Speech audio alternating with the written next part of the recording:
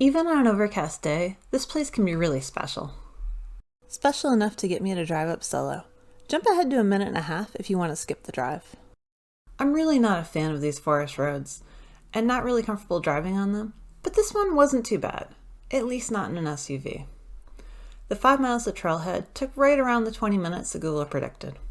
It's funny how protected the trees make me feel from the drop-off on the edge. This was as narrow as it got, and most of it was plenty wide enough for me to zip along, but makes me cross my fingers and hope no one comes the other way.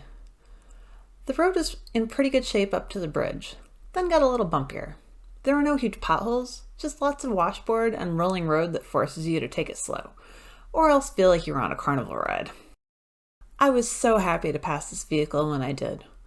I actually ran into one of these huge vans around the same spot on the way back down, and I don't know what I would do if I met one on a narrow section. This is the famous hill.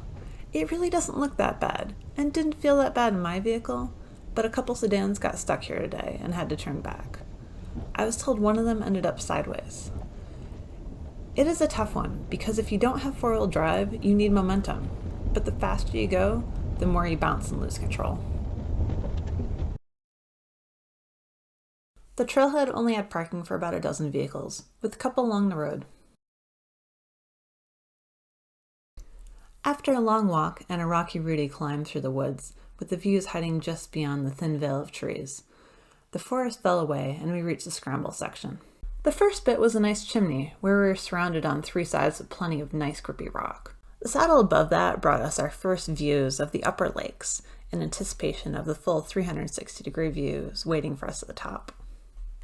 The bit of rock connecting the saddle to the upper summit was the most exposed and trickiest move. This is taken approaching it on the way down. It is solid and has great handholds, but the drop-offs on both sides might be a bit much for some. The view from the saddle is splendid and well worth the climb to this point, even if you choose not to venture beyond.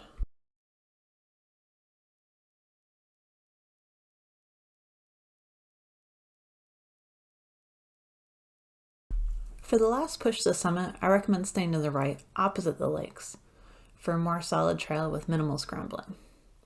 The lakeside has a bit of scree and bushwhacking.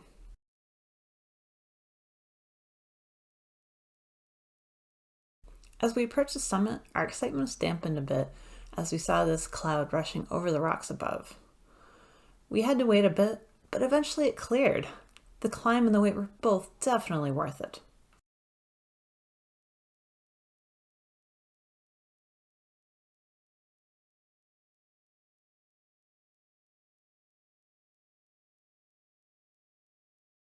Happy adventuring! Please like and subscribe, it really helps our channel. Thank you!